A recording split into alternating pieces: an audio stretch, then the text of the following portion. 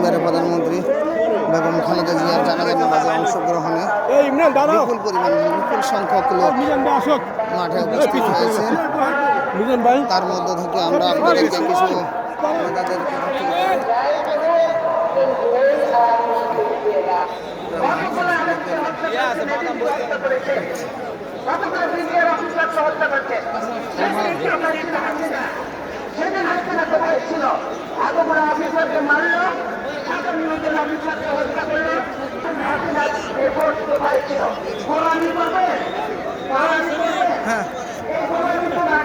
আমরা আছি এখন